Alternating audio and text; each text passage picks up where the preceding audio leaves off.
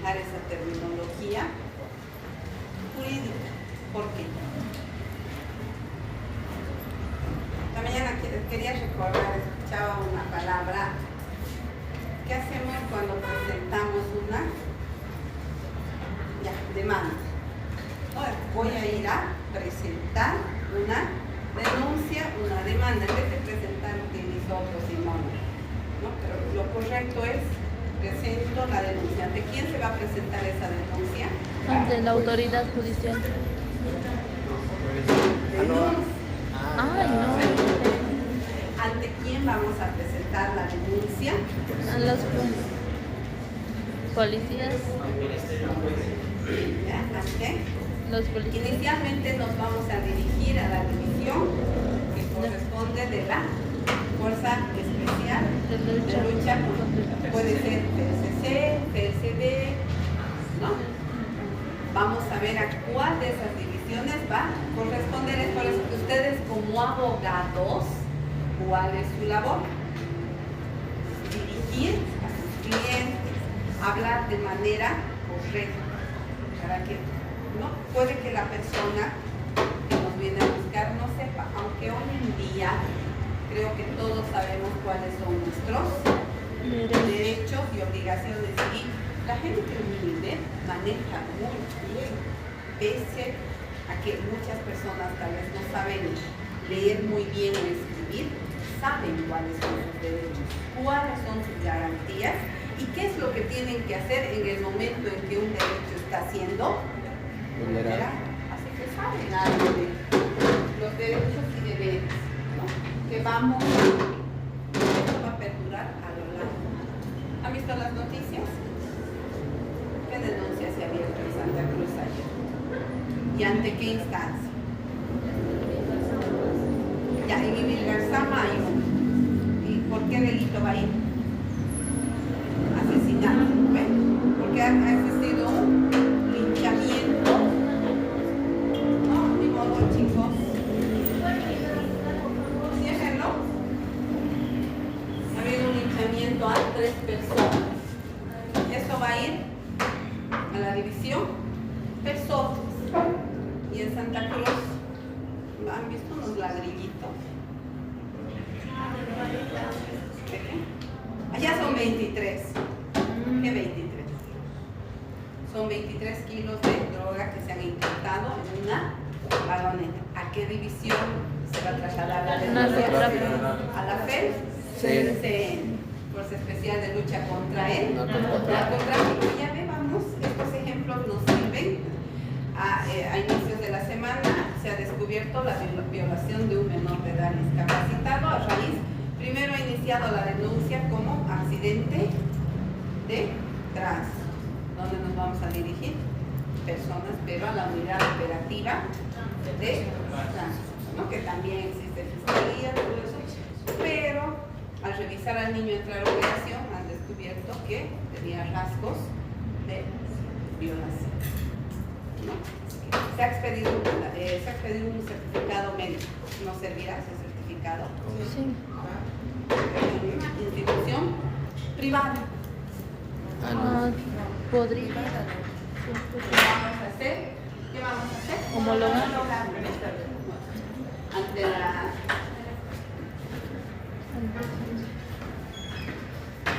Esta se estaba tratando división accidentes de tránsito, ¿no? Pero va a derivar en otros donde vamos a trasladar la violación, ¿no? Violencia contra menores, niños, niñas, adolescentes. Han visto que en cuestión y ustedes van viendo a qué divisiones vamos a, cuando sean abogados, tienen que estar utilizando esta terminología jurídica. A veces nuestros clientes lo van a entender, con ellos debemos utilizar términos más sencillos y no ampliar, pero en el caso de Leodalis, ¿hay algunos adelantos?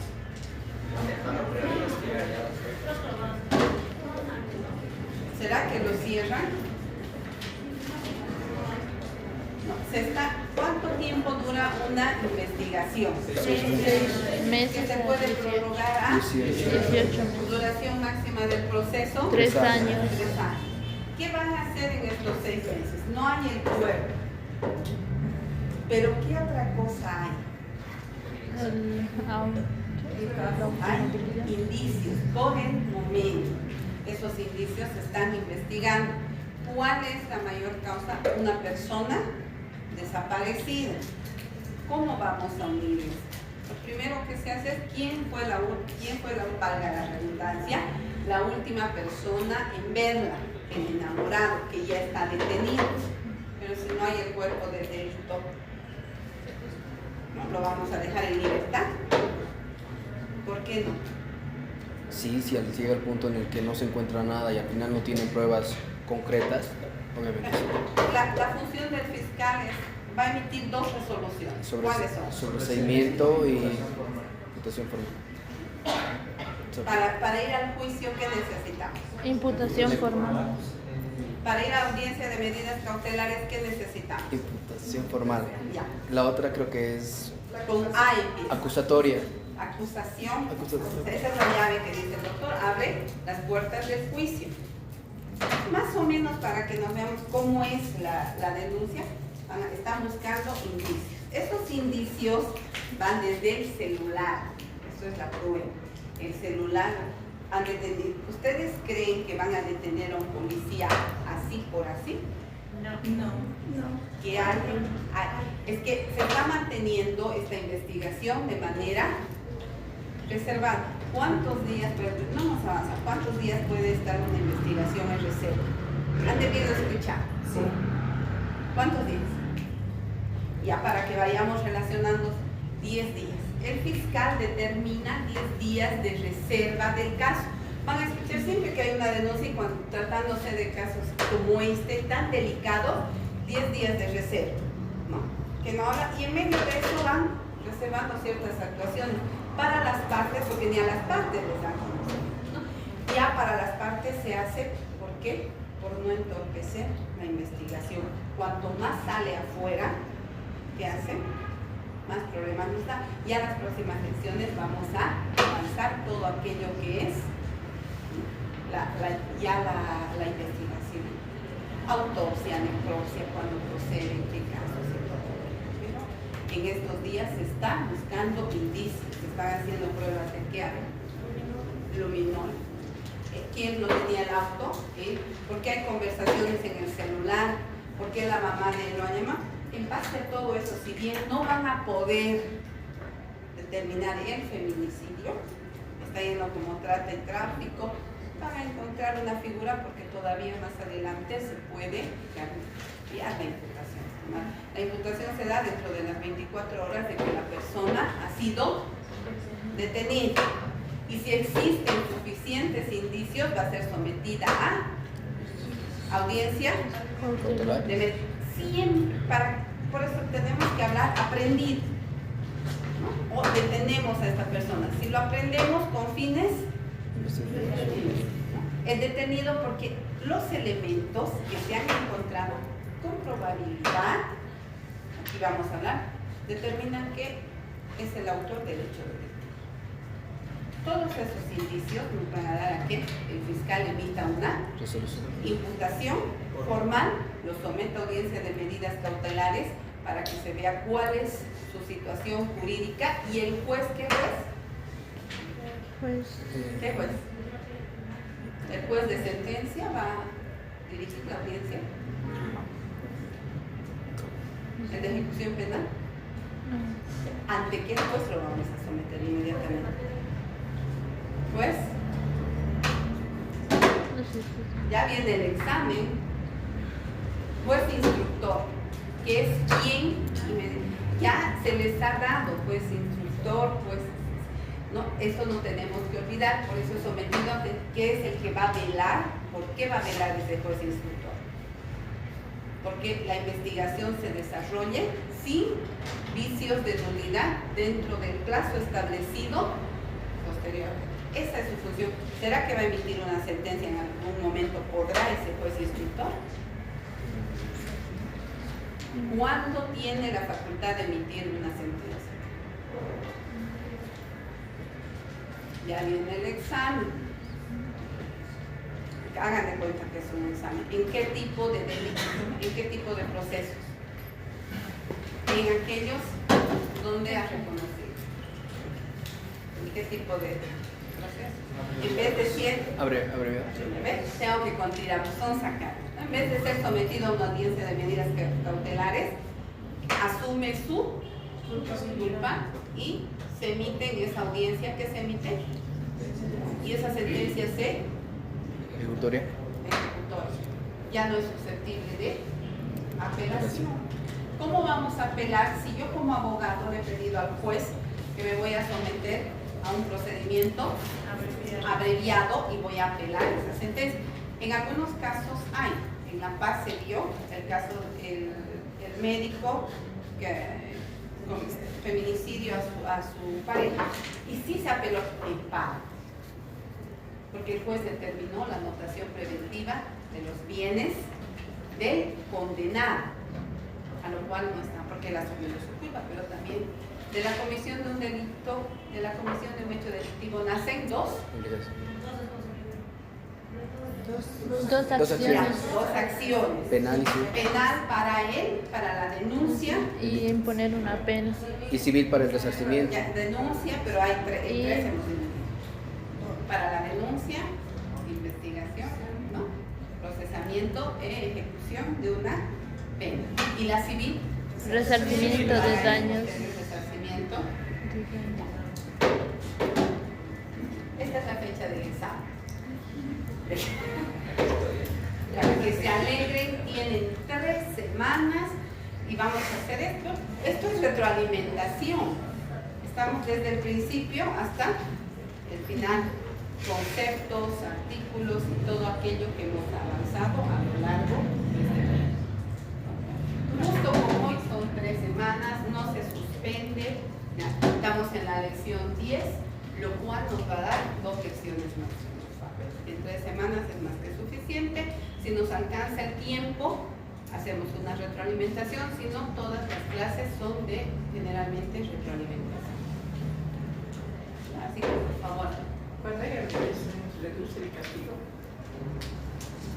Tendría que haber un acuerdo entre el fiscal. Si analizamos las leyes internacionales, por ejemplo, de Estados Unidos, que es lo que más son, llega a un acuerdo el fiscal y se reduce la pena al asumir.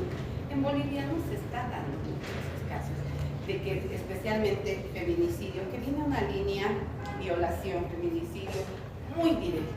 Asumo la culpa y me condenan a los años que, a los años que establece la norma. Tendrían que un poco tratar, porque el hecho de que una persona asuma su responsabilidad, hablamos de la economía procesal, que no vamos a seguir una investigación, no obstante que al concluir la investigación igual va a dar como resultado que así que tendrían que llegar. En otros países se aplica, en el Perú, por ejemplo, donde ya asumo mi pena, son 30 años, me van a dar 25. Si ustedes van a escuchar en todos los procedimientos abreviados, no escuchar, y especialmente en feminicidio, son la línea directa de los 30 años. No así en narcotráfico. En narcotráfico hay la persona que es el informante, que ha sido detenida y que llega a un acuerdo con el fiscal en muchas ocasiones y la sentencia que recibe es mucho menor, porque ha coadyuvado ¿en qué?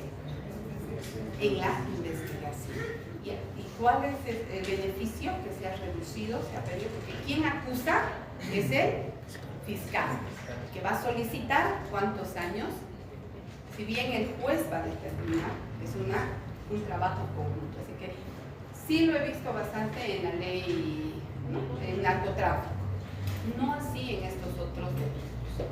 ¿Qué debería aplicarse? No, de que ya acepto, así que mejor acepto mi culpa 30 años. Feminicidio, homicidio, asesinato, violación, todos aquellos están, infanticidio, todos están con la pena que establece el Código Penal. Doctor.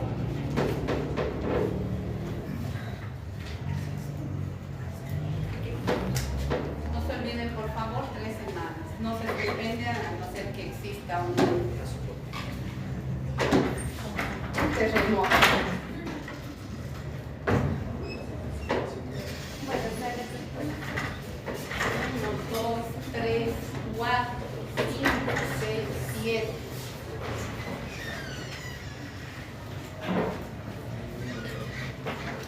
si acaso el día del examen, persona que no esté en el momento en que se llama la lista pierde su oportunidad de ingresar al examen. No digas que no, es que no me va a llamar o cómo vamos a ingresar. Podemos empezar a llamar de abajo, de arriba y de abajo. Bueno, estamos en la lección régimen de la comunicación procesal. Son los artículos 160 A 170. Aquí están los modificados. Pero aquí tenemos otra lección más, actividad procesal defectuosa. Sí, lo he dividido ya en dos versiones.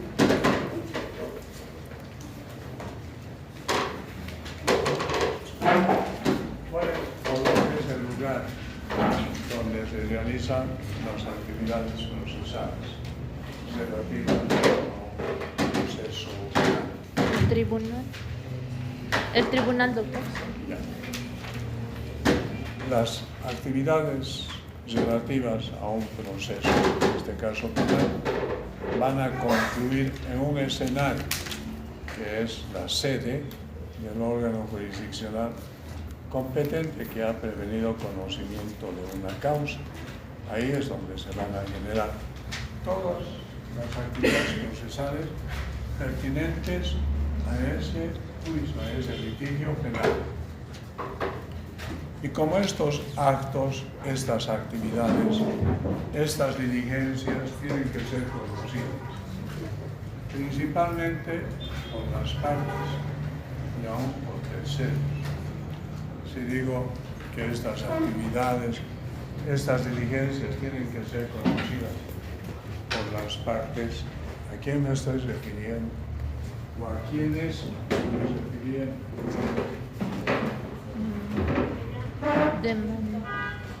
Las partes, acusador público, privado o imputado, esas son las partes.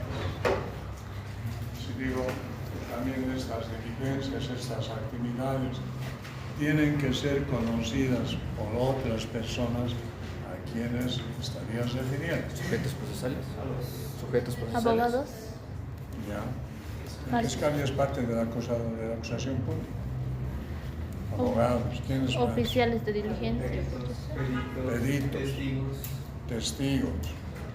Todos esos que estamos nombrando son sujetos procesales, que si bien no participan directamente de una contienda, están vinculados a una contienda. Peritos, intérpretes, traductores, todos ellos, abogados, están relacionados con el litigio. Pero, repito, fundamentalmente, ¿quiénes están implicados? Las partes. Las partes. ¿Quiénes son las partes? El acusador público, privado y de... imputado. ¿Sí? Y ahí que el discurso empieza con esta precisión. Hay actos, hay diligencias que se desarrollan. Que estos actos, estas diligencias que se generan, tienen que ser puestas en conocimiento. Repito, particularmente las partes. ¿Cómo se les va a comunicar de la realización de estas actividades, de estas diligencias a las partes? A través de notificaciones. A través de notificaciones. De ahí que hay necesidad de hacer una precisión. En el Código de Procedimiento Penal, estas actividades que van a ser puestas en conocimiento de las partes se las hace por medio de las notificaciones. ¿Habrán advertido ustedes? Estamos aquí tratando de interpretar el artículo 160 que no habla de citaciones. ¿Se comprende? El Código de Procedimiento Penal, así de manera aislada, en algún artículo hace alusión a la citación, pero generalmente en el Código de Procedimiento Penal estas prácticas tienen un nombre de notificación. En el Código Procesal Civil no es así.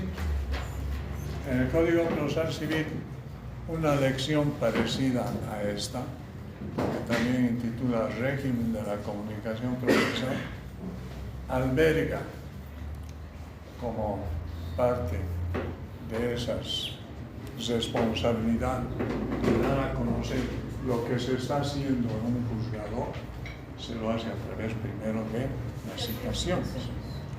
La citación se dice que es el primer acto de comunicación procesal, el primer acto de comunicación procesal, que se da a conocer particularmente al demandado respecto a la existencia o a la promoción de una demanda. Una vez que la demanda se interpone, estoy hablando en el ámbito procesal civil, esa demanda tiene que ser examinada. ¿Quién la va a examinar? El juez. El juez. El juez va a examinar la demanda. Y va a ver si esa demanda cumple con los requisitos de forma y contenido que están previstos en un artículo. Es el artículo 110. Estoy hablando del Código Procesal Civil. Si cumple con estos requisitos de forma y contenido que van a ser examinados por el juez admite. Y va a admitir, profiriendo para el efecto, una resolución judicial. ¿Qué resolución judicial va a emitir el juez para la admisión de la demanda? ¿Sale? Porque están llevando paralelamente a esta asignatura derecho procesal civil. Un simple decreto. Un decreto de admisión de la demanda. Ese decreto que emite, que pronuncia el juez, admite la demanda. Y el siguiente paso es de que esa demanda tiene que ser conocida. ¿Por quién va a ser conocida? Por el demandado. Pero para que el demandado conozca de la existencia de esa demanda, tiene que verificarse un otro acto de comunicación. Ese acto de comunicación se llama citación. Se cita al demandado. En el Código de Procedimiento Penal no hay esto. En el Código de Procedimiento Penal ya son notificaciones. ¿Me comprende? Ya no hay esa precisión conceptual entre citación y notificación. Directamente, si ustedes analizan el artículo 160, habla de notificaciones, no habla de citación. Es decir, todo lo que se va realizando en la sede, en un juzgado, tiene que, repito, ser conocido por las partes. ¿A través de qué? De las notificaciones. Y las notificaciones van a ser practicadas a través de una instancia que en una clase pasada ya lo habíamos descrito. ¿Cuál es esa instancia que se encarga de las notificaciones en torno a esas actividades que se realizan en un juzgado? La oficina gestora de procesos. Esa es la instancia administrativa. Estoy hablando en el ámbito procesal penal. La oficina gestora de procesos, que va a dar a conocer a las partes todas aquellas actividades y diligencias que se practican en el juzgado, a través del sistema informático de gestión de causas, todavía con más presión, y siempre utilizando el buzón de notificaciones de ciudadanía digital.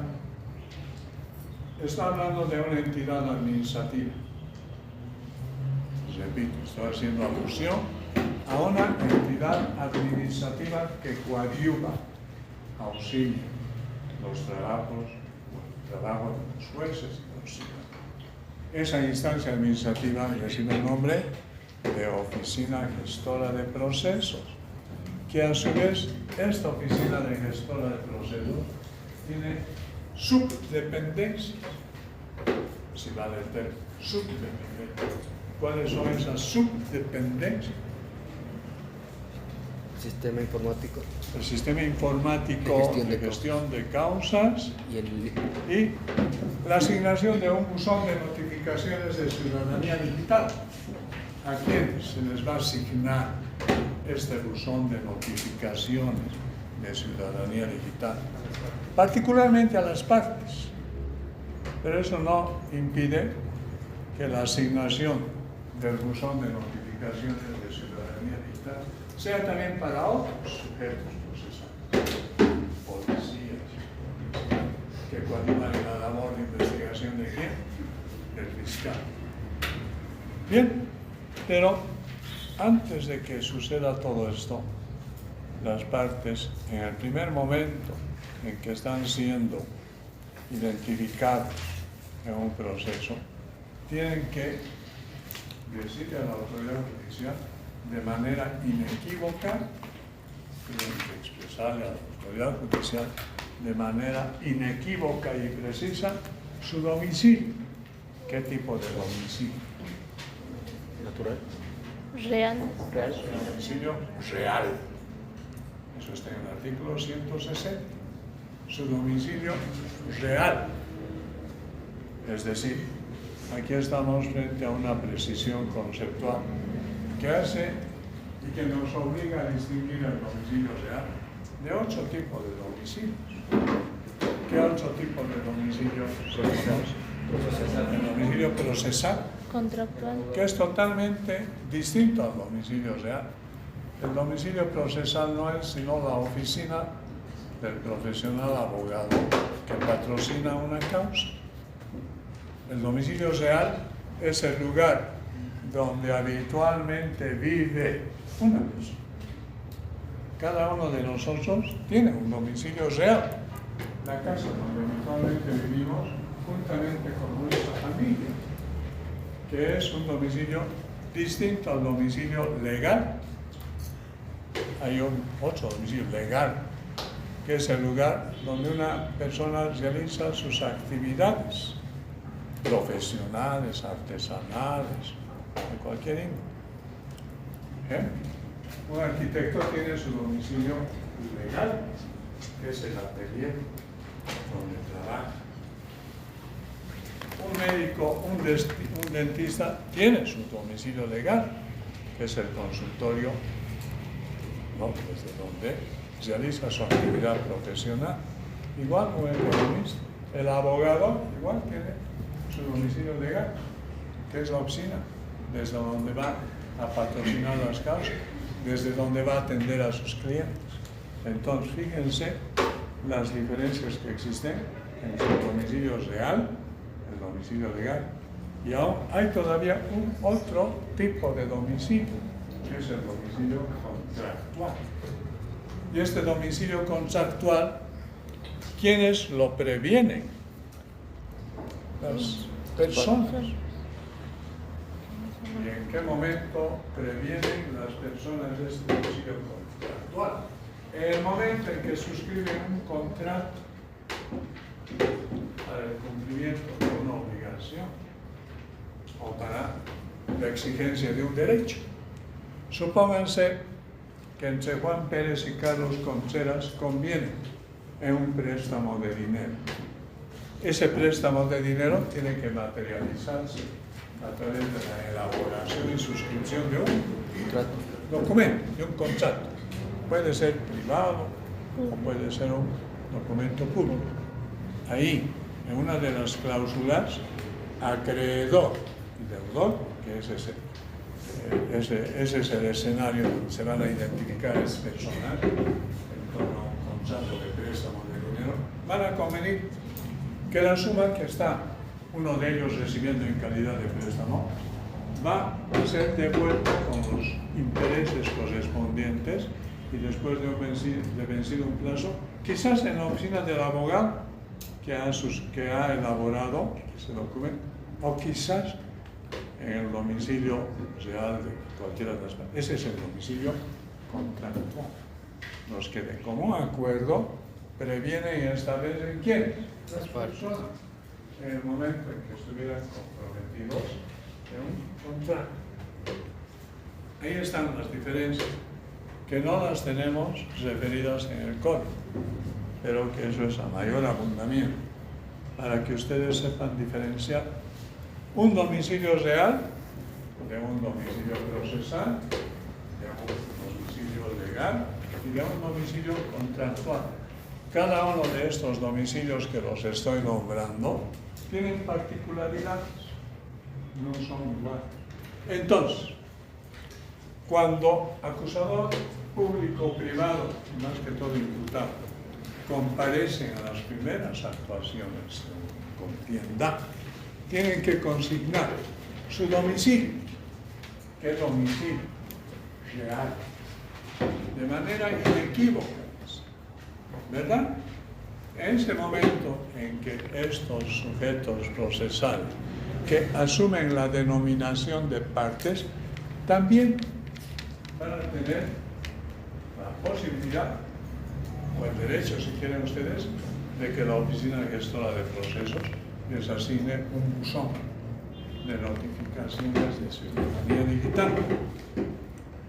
Este buzón de notificaciones de ciudadanía digital es el epicentro donde se van a dar a conocer a los sujetos procesales todas las actividades que se vayan realizando en ese juzgado. Entonces, el buzón de notificaciones de ciudadanía digital no solamente es para las partes, también para los abogados que están gestionando la causa.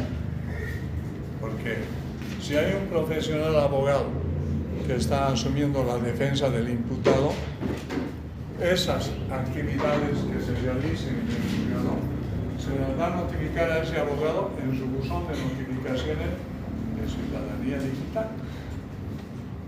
Bien, puede suceder. Seguimos en esto de la interpretación del artículo 660. Que cualquiera de las partes cambie de domicilio.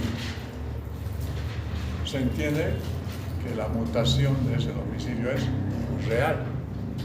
Tiene la obligación ese sujeto o esa parte de comunicar a la autoridad correspondiente de que se está mudando, de que está cambiando de domicilio. ¿En qué plazo? 10 días. Dirá al Ministerio Público, al juez que está previniendo el conocimiento del proceso, que está cambiando de domicilio. Porque si no lo hacen, todas las actuaciones que se vayan realizando se van a seguir practicando en el domicilio que inicialmente previno. Y no va a tener que invocar este sujeto procesal de que ha cambiado de domicilio y que no conoce de algunas actuaciones procesales que se hayan realizado, porque ya es otro su domicilio, si no ha prevenido, si no ha dicho a la autoridad correspondiente, estoy cambiando de domicilio. ¿Para qué? Para que se le notifique con algunas actuaciones en ese nuevo domicilio. Ahora, hay pluralidad de defensa y eso lo hemos explicado en más de una oportunidad. Cuando digo pluralidad de defensa, estoy queriendo significar la concentración de varios abogados que pueden asumir la defensa de un proceso, que pueden asumir la defensa de un imputado. Un imputado puede tener 2, 3 abogados. El que tenga 2, 3 abogados implica lo siguiente, que las actuaciones procesales que se vayan desarrollando con la sola comunicación a uno de esos abogados, a uno de esos profesionales, sirve para todos. No tendrían que aludir los otros profesionales abogados que desconocían la realización de determinadas actuaciones procesales. De ninguna manera. Bien, en este ámbito siempre de la percepción de notificación, porque hemos comenzado nuestro discurso expresando de que en derecho procesal penal no se habla de citaciones particularmente, como en el Código Procesal Civil. Ya de lleno, censa a las notificaciones. El contenido de estas notificaciones debe respetarse. Cuando digo contenido de las notificaciones, esas notificaciones tienen que tener un formato, es decir, deben tener algunos requisitos. El nombre, del sujeto a quien se está notificando, la autoridad que está notificando, la naturaleza del proceso de que se descuelgan las comunicaciones que se están aludiendo, los documentos, la actividad o la diligencia expresamente realizada que se está comunicando, el día y la hora señalados respecto a la notificación y por último la firma, la rúbrica, en este caso de las autoridades o de los funcionarios encargados de esa notificación. Han debido y deben estar percibiendo en este momento este artículo 64. 161 y algunos otros, tienen una lectura repetitiva. Si ustedes leen con atención, hay una lectura repetitiva de muchas de estas formas de notificación. Si hay que notificar a los contendientes en una audiencia, la notificación a los contendientes en una audiencia se la practica por el solo pronunciamiento de la diligencia que se está realizando. Y eso lo tenemos, no sé si es en el artículo 160 o 161. Las notificaciones en la audiencia se las hace por el simple pronunciamiento. ¿Por qué? Porque dijimos 161. que en una audiencia hay principios que no tienen que ignorarse ni desconocer. ¿Cuáles son esos principios que no debemos olvidar, que son pertinentes a una audiencia? La oralidad, Continuidad. la continuidad, la contradicción, Publicidad. la inmediación, Y publicidad por último. independientemente de la publicidad. ¿Sí?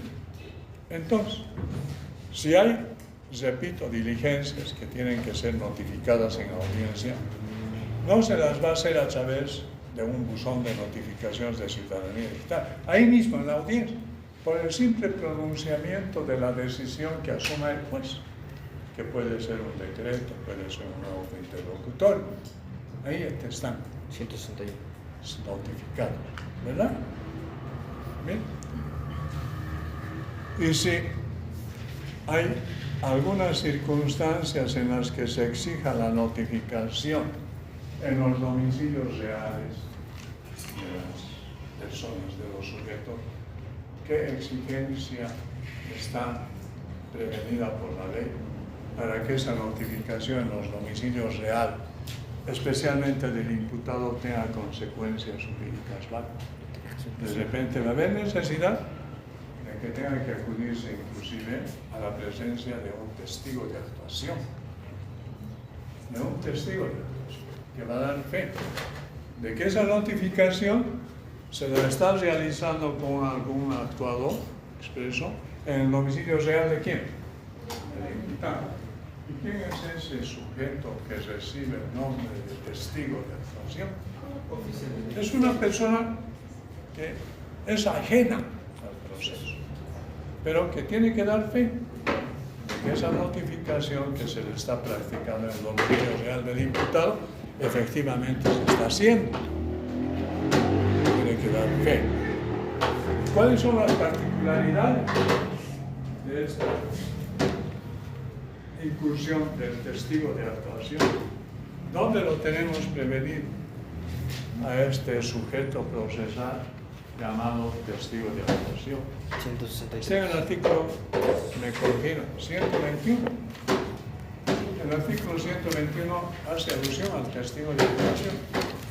¿Es ese? Sí, sí, sí. Sí, sí. No es 121. 121. 121. Ahí, la edad que exige la ley para que una persona dé fe que se está haciendo es de 14 años. ¿Verdad? Sí. Entonces, lo que comentaba con los compañeros de los otros cursos, aquí hay una contradicción legal, porque parecería que esta disposición que dice 14 años va en contraposición a la lectura de una otra disposición. Dice, la capacidad para obrar que se exige a una persona son 18 años. Y aquí dice 14. ¿Verdad? Hay una contradicción. Porque el testigo de actuación también se entiende y se presume que está realizando una actuación válida, en mérito a una edad establecida por la ley, que tendría que ser de 18 años. Pero aquí, de acuerdo a este artículo 121, se dice que son 14 años. Y hay necesidad de que al respecto, no sé, quizás muchos digan, pero ¿qué importancia tiene? Pero pienso que todas las disposiciones que nuestros códigos tienen deben tener una exacta relación, correlación, y no deben haber aspectos contradictorios. Bien. Esto en torno a las notificaciones. Repito una vez más, y soy reiterativo en eso, no está el Código de Procedimiento Penal teniendo disposiciones inherentes a la citación. Todas son notificaciones. Y dicen, bueno, hay una excepción a la forma de practicarse las notificaciones que se deben hacer necesariamente de manera personal. ¿Verdad? ¿Y cuáles son estas notificaciones que deben hacerse de manera personal? Y no se las tiene que hacer a través del buzón de notificación de ciudadanía digital, ni por el simple pronunciamiento de una decisión que asume el juez en audiencia, sino se las tiene que practicar estas notificaciones de manera personal. Y hay un artículo 163. el 163. 63. Notificación personal. Ahí están las causales por las que las notificaciones estas, respecto a diligencias y actuaciones, se las tiene que practicar personalmente. ¿Cuáles son? Denuncia. Primero, la notificación con la denuncia o la querella, que se la tiene que practicar de manera personal. Otra, la primera resolución que se caiga sobre las partes. Otra, aquellas resoluciones judiciales especiales, por ejemplo, las que ponen fin a un conflicto, que es la sentencia, un auto definitivo. Otra resolución que debe practicarse de manera personal, las que autorice el juez respecto a la imposición de medidas cautelares. Todas estas diligencias, todas estas actuaciones tienen que practicarse de manera personal y no por medio del buzón de notificaciones de ciudadanía digital ni a través del domicilio real, que en este caso correspondería, ¿verdad?, a uno de los sujetos, a una de las partes. Después sobreviene una otra disposición que tiene también un temperamento muy particular, que repito, en contraste con lo que sucede en el ámbito procesal civil, dice notificación por edictos. En nuestro Código Procesal Civil, repito, no hay notificación por edicto, hay citación por edicto. Si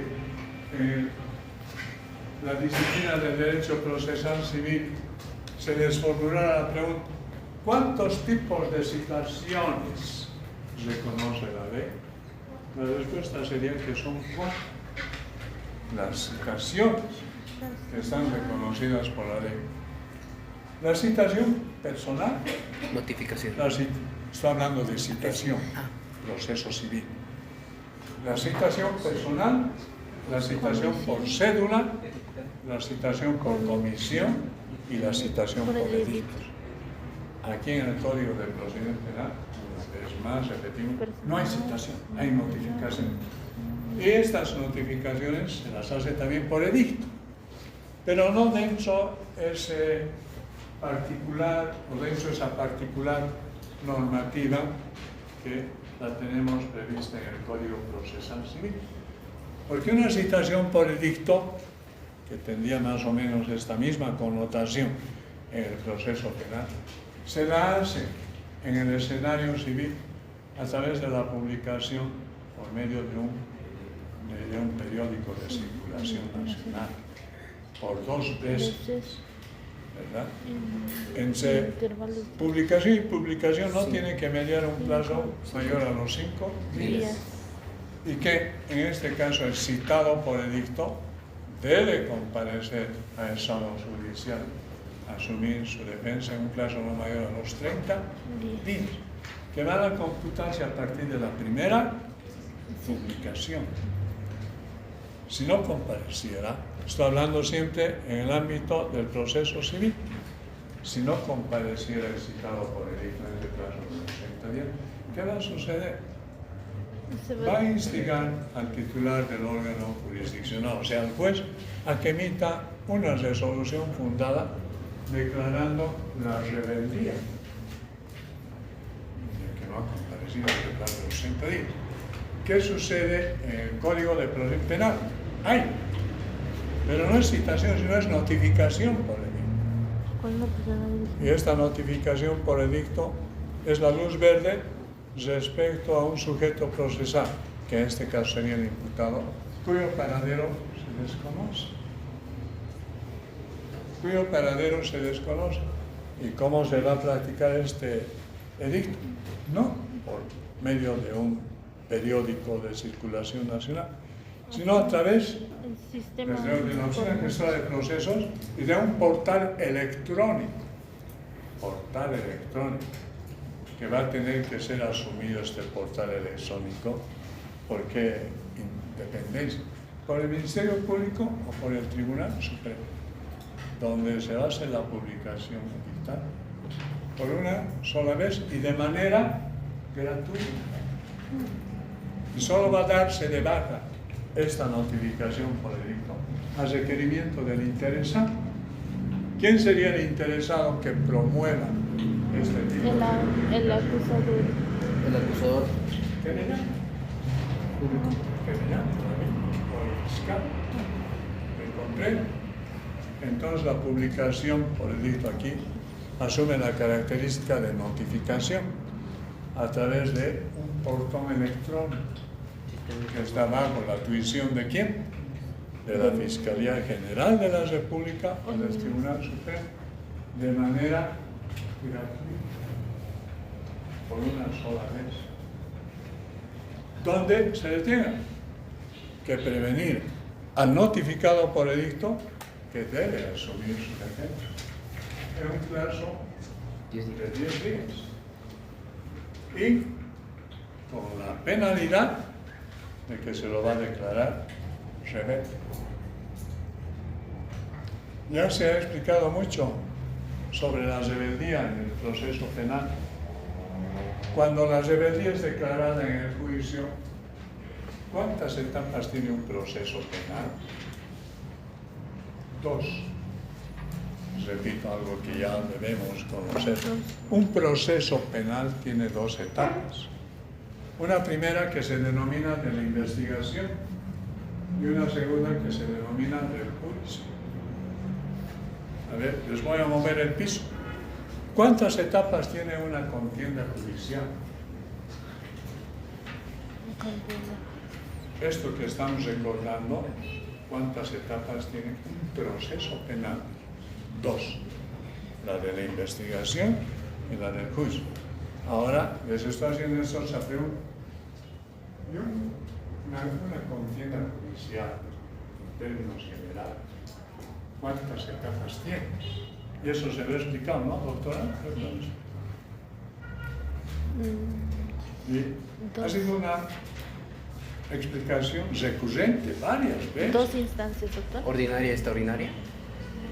2 instancias, ¿no? 2 etapas.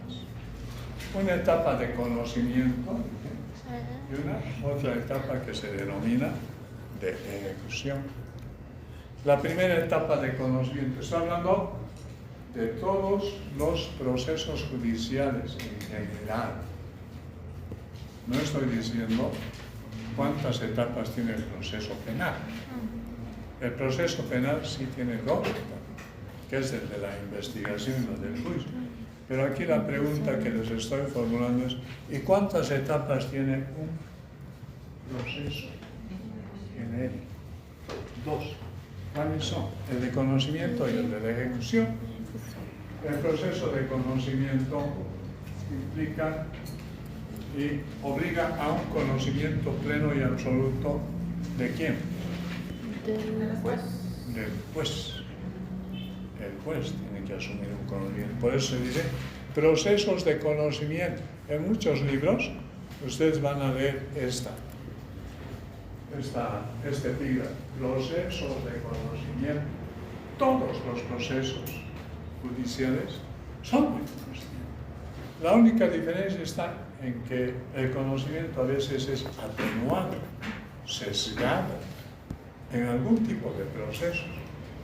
En otros es pleno y absoluto. Y ese conocimiento, ¿a quién le incumbe? A la autoridad judicial.